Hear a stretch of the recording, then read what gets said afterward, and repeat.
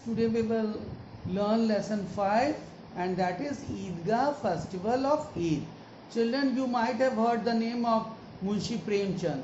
He was a well-known Hindi writer, and he was a social reformer and a freedom fighter too. Students, he was born in a small village near Varanasi, and he wrote so many stories. There are almost 250 stories and dozen of novels. You might have heard the name of Karbala, Godan, Gaban. They are all famous works of Munshi Premchand. So today we will study Eidgah festival of Eid. It's a beautiful story of a Muslim social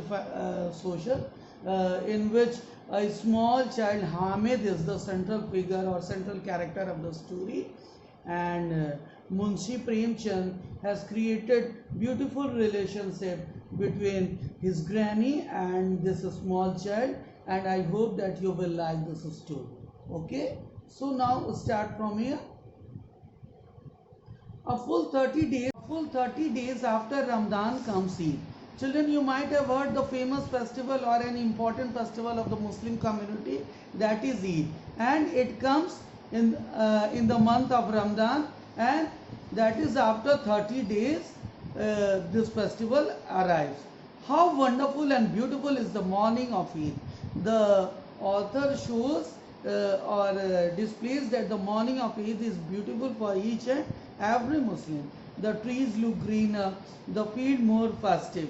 Okay, so what kind of trees look? They look much more green, and the fields show a festival environment. They show a festive mood. The sky has a lovely pink glow, and there is a glow in the pink sky. Look at the sun. And what about sun? It comes up brighter and more dazzling than before to wish the world a very happy Eid. Okay, so the sky becomes brighter and more dazzling, and it seems to wish Eid to each and every Muslim. The village is agog. What is the meaning of agog? The students, look here. Eager, okay, anxious. The village is agog with excitement. Excitement means becoming crazy on any important festival or event. Everybody is up early to go to Eidgah mosque. Okay, so what is the meaning of Eidgah? Eidgah, an open air gathering place for Eid. Okay, for Eid prayers. Okay, students. So what is an Eidgah? It is an open air place, and it is a gathering of the Muslim people in open for performing their prayers. One finds a button missing from his shirt. What happens? Before starting, one finds a button missing from his shirt and is hurrying to his neighbor's house for thread and needle. And he wants a thread and needle, and so for this reason he has to move to his neighbor. Another finds that the leather of his shoes has become hard and is running to the oil press for oil to grease it. And what happens? The next boy finds that the leather of his shoes have become too hard, and he runs to bring some oil to press and grease it.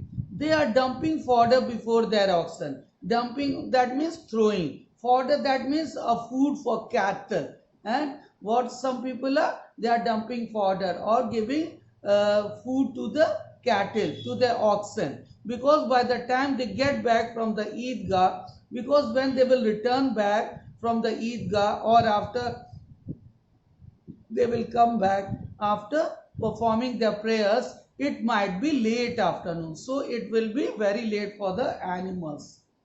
It is a good 3 miles from the village. This place Eidgah was almost 3 miles from the village. There will also be hundreds of people to greet and chat with. And at Eidgah, there will be a huge gathering of people to greet and enjoy. Okay?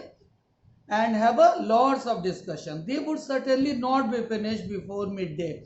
And this meeting, greeting will be up to the midday. The boys are more excited than the others. The boys are so excited, overwhelmed with joy. Some of them kept only one fast, and that too only till noon. Children, you might have heard about the roza, the fast the Muslim people keep during the month of Ramadan. So some of the boys also took this fast till noon only. Some didn't even do that, and some boys didn't even do that. But no one can deny them the joy of going to the Eidgah.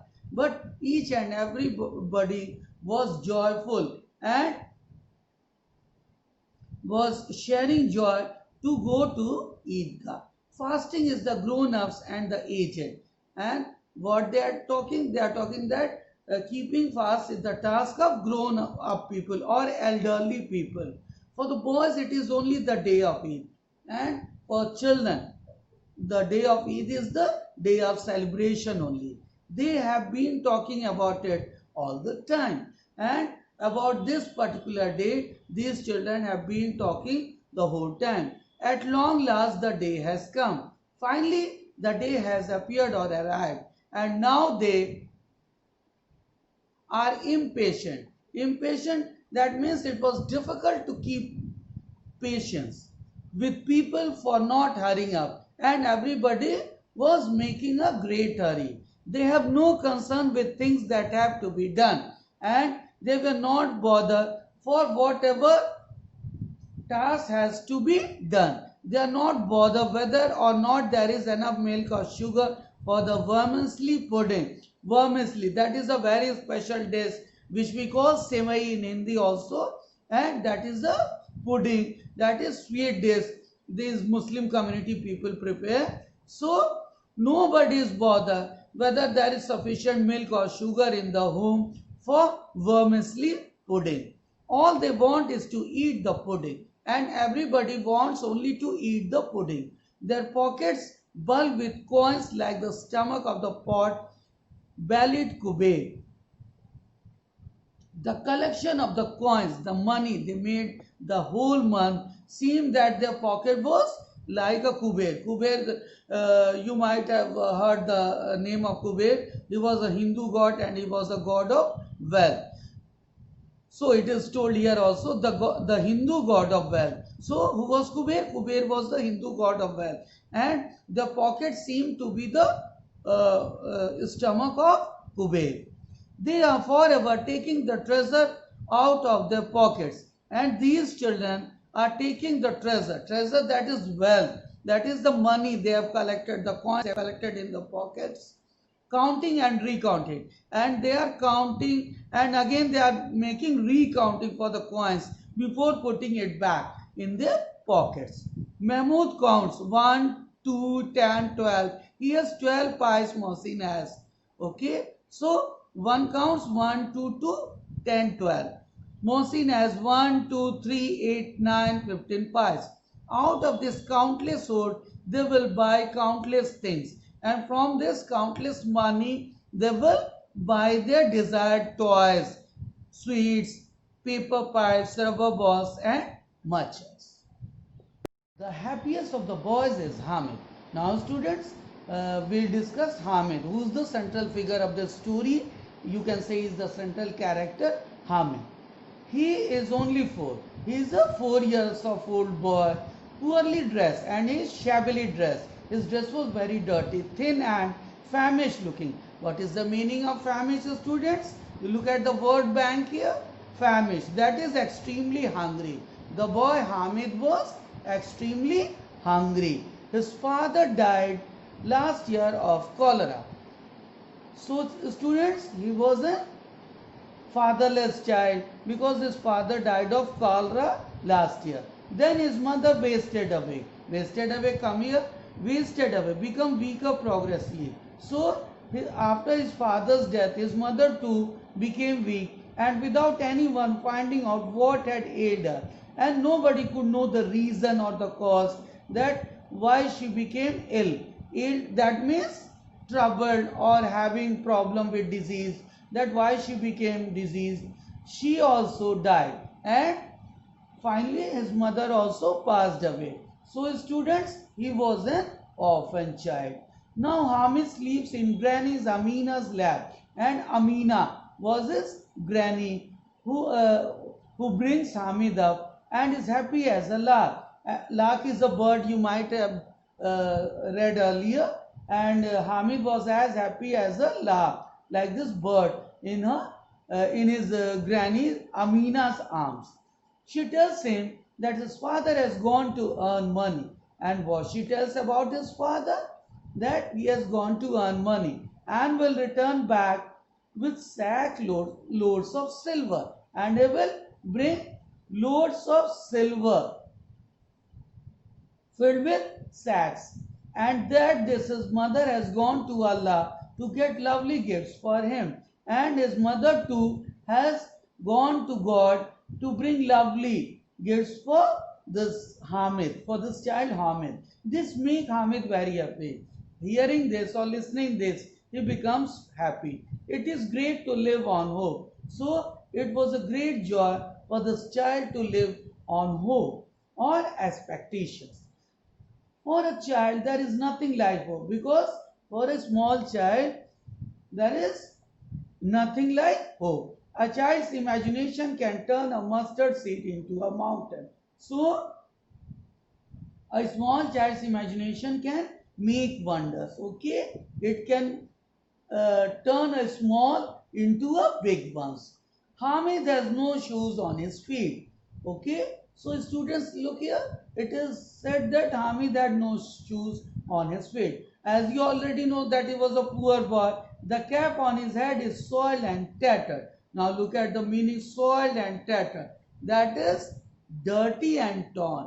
The cap Muslim children put on their heads was soiled and tattered. Hamid has no shoes on his feet. So he was not having shoes, or he was barefooted. The cap on his head, and the cap which he put on his head was dirty with soil and tattered, and it was torn also. Its gold thread has turned black, and the golden thread of his cap has turned black. Nevertheless, Hamid is happy, and Hamid is never happy. He knows that when his father comes back with sacks full of silver and his mother with gifts from Allah, he will be able to fulfill all his heart's desire. And what are his expectations? What expectations? That is wishes, desires, that when his father and mother will come back from Allah with lots of gifts, his all desires or wishes or expectations will be fulfilled. Then he will have more than Mahmud, Mohsin, Noor and Sami. And who are they? Mahmud, Mohsin, Noor and Sami. They are Hamid's friends. And then he will have much more gifts than these boys. Okay? In our hovel, what is the meaning of hovel? Let us see here. A small hut. In her small hut, the unfortunate Amina, who is Amina? Amina is Hamid's granny, sheds bitter tears. And what she is doing? She is shedding tears, or she is crying bitterly. It is Eid and she does not have even a handful of grain. So students, you might have heard that Eid is one of the biggest festival of the Muslim community, and on this day also she is not having a handful of grain. Only if her Abid were there, it would have been a different kind of Eid. Abid, who was Abid? Abid was Hamid's father. And what she was expecting and what she was crying that if her son Abid would have been survival, or he would have survived, then it would have been a different kind of Eid or different kind of celebration on this festival. Hamid goes to his grandmother and says, "Granny, don't you fret over me." Fret. The students, look the meaning of fret. The meaning of fret is worry. Okay. Hamid goes to his grandmother and says, what he says to his grandmother? "Granny, don't you fret over me." And what he says? That, "Granny, you don't have to worry for me. I will be the first to get back." And he will be the first child to get back from the Eidgah. Don't worry. And he assures his granny not to become worried. Amina is sad. Again, what we see? that Amina. Amina is Hamid's granny. Again I tell you, and she is disappointed or sad. Other boys are going out with their fathers.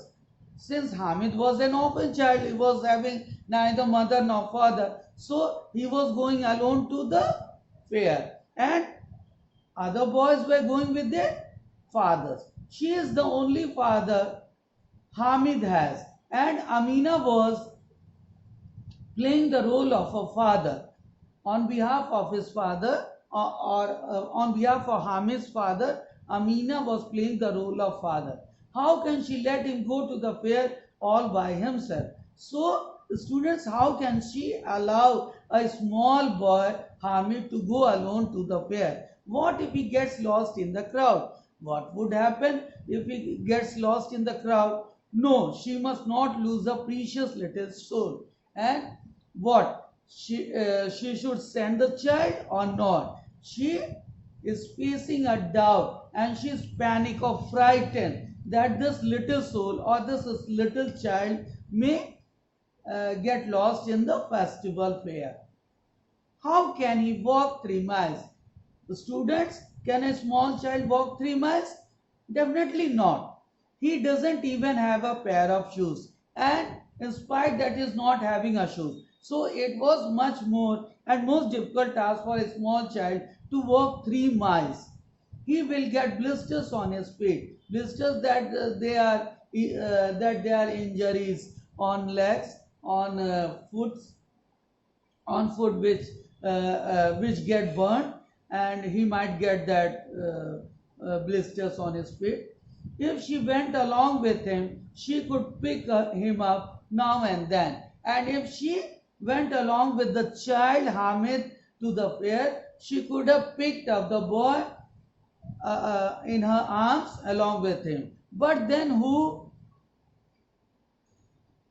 would be there to cook the vermicelli? So students, if she goes to the fair carrying her boy Hamid, then who will cook the vermicelli? That is the important pudding these people make on the festival. If only she had the money, she could have bought the ingredients. Okay? And if she had money, she could have purchased the ingredients. Ingredients means the sources or the needs to prepare the dish on the way back, and quickly made the pudding. And she might have hastily prepared the pudding or the dish. In the village, it would take her many hours to get everything, and she will have to waste a lot of time or many hours to purchase these things. The only way out was to ask someone for them, and the only remedy or solution was to ask somebody to bring those items for her. The villagers live in one party. So students, the villagers live together, okay, for the Eidgah. With the boys is Hamid, and Hamid lives with the boys. They run on ahead of the elders, and these children make a race with the elders and run away, and wait, and then if they go ahead, they wait under a tree for their elders to come and join them. Why do the oldies drag their feet and old persons drag their feet? And Hamid is like one with wings on his feet. And Hamid is such a boy who is having wings on his feet. How could anyone think he would get tired? So how can one imagine or believe that he will get tired, because he is also running very fast? Why do you think Hamid is so excited about going to the Eidgah? So students, can you guess or can you imagine that why Hamid is excited in going to the Eidgah? They reach the suburbs of the town. Okay, so they reach at the horizon of the town. It begins to get crowded, and this place becomes crowded. Parties heading for the Eidgah are coming into town from different sides, and people coming into this town from different areas, each one dressed better than the other, and each and everybody was very beautifully dressed, some on tongas and ekas. So students, now let us have a look what are tongas and ekas. It is shown in the picture in the word bank. They were the means of communication or transport in olden times. Okay, so some people, those who were rich, they came in tongas and ekkas, and some in motor cars, and the most rich people came in or appeared or arrived in motor cars, all wearing perfume, and everybody was wearing perfume, all bursting with excitement, and each and everybody was overjoyed. Our small party of village rustics. What is the meaning of rustics? Not sophisticated. Look at the word bank here. Not sophisticated means illiterate people, not having much civic sense or not much civilized. So only our small party of village and the village people were only rustics. Is not bothered about the poor show they made, and they were not caring that how shabbily they were dressed, and they were not making good impression. They were not bothered. They were least bothered regarding their dresses. They are a calm, contented lot, and these people were satisfied a lot. They were satisfied too. For village children, everything in the town is strange, and for the children in the village, everything was going strange in the town. Strange means peculiar. Whatever catches their eye and whatever sight they caught, they stand and gape it with wonder. And whatever sight or view they got, they stood and watched it amazingly or with wonder. Cars hoot frenetically. So student, what is the meaning of frenetically? Urgently and loudly. Okay? Cars hoot frenetically to get them out of the way. And so why they were making this sound? Just to make their ways, just to get their ways. But they couldn't care less. And people were careless in giving them way. Hamid is nearly run over by a car, and Hamid is just a little apart from a car. At long last, the Eidgah comes in view, and finally, what happens? The destination place, that is the Eidgah, comes in view, or they see this place. Above it are massive tamarind trees. What is tamarind? Tamarind is a fruit that is most liked by smaller children. Massive. What is the meaning of massive? Giant, huge. And there is a giant tamarind tree casting their shade on the cemented floor. And this tree is very shady, that we all know, and it is giving shade on the floor, on which carpets have been spread. And carpets, that means it is meant to sit on the ground or on the floor. And there are open row of worshippers, and some of the worshippers making a row as far as the eye can see, and this is spilling well beyond the mosque courtyard, and these people are making a row behind the mosque courtyard. New courtyard, that is an open area, and these people are making a row to perform their prayers. Newcomers line themselves behind the others, and those people who come newly or who newly join, they sit behind. Here neither wealth nor status matters, and since it was an offering or it was a prayer, so neither wealth, that means the one who is having too much money or somebody having a strong position, doesn't matter here, because in the eyes of Islam, that means in Islam religion, all men are equal. So each and every human being is equal. Nobody is big or small in the eyes of God. Our villagers wash their hands and feet, and what they do, they wash their hands and feet and make their own line behind the others. And why they wash their hands and feet? To perform their prayers, to perform their holy prayers to the Almighty, and they line up behind the others. What a beautiful, heart-moving sight it is. It was a lovely sight to watch. What perfect coordination of movements. And People were giving full coordination to each other. 100,000 heads bowed together in prayer, and it was beautiful to see that more than 100,000 heads bowed together in offering or prayer, and then all together they stand erect, and together they stood erect, bow down and sit on their knees. They bow down their heads and they sat on their knees. Many times they repeat these movements, and they used to repeat these movements exactly as if 100,000 electric bulbs were switched on and off at the same time, again and again. And at the moment, more than hundreds of thousands electric bulbs were lighted at the moment, again and again. What a wonderful spectacle! What is the meaning of a spectacle? It is a highlighted difficult word. So students, come to the word meaning back. Scene. That means view.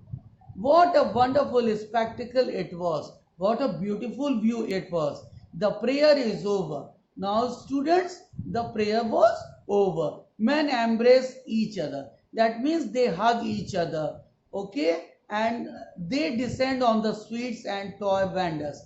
What is the purpose of embracing? That is to wish a happy Eid to each and everybody. These people also wish that this festival may come each and every year in their life.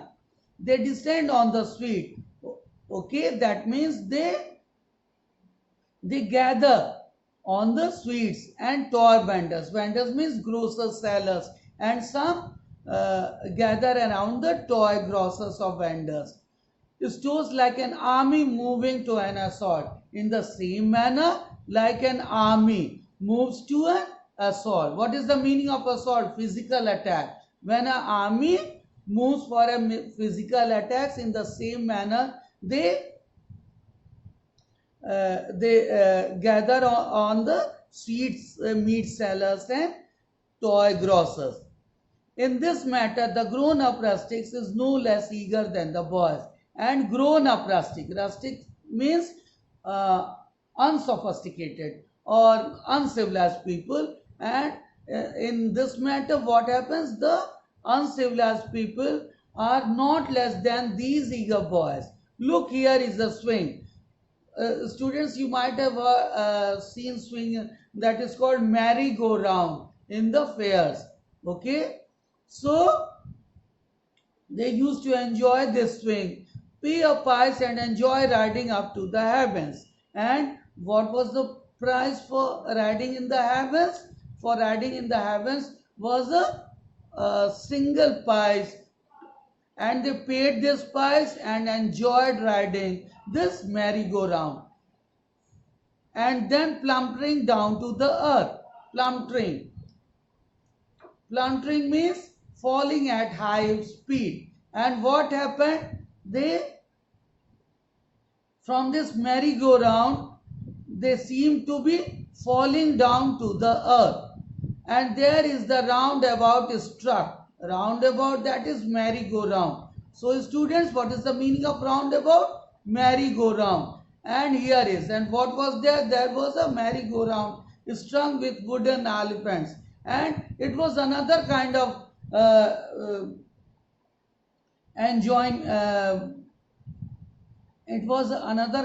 enjoying fun. This merry-go-round was strung with wooden elephants. You might have seen in the fairs horses and camels. What a great enjoyment, students. So the one was taking them to the heavens, and the next one was a roundabout with some toys, which they were wooden elephants, horses and camels to enjoy children. Pay one price, and this roundabout or merry-go-round demanded one price, or its price was one price and half 20 rounds of fun. And what it gave in return? 25 rounds of fun. Okay, and 25 rounds of fun they enjoyed on this roundabout.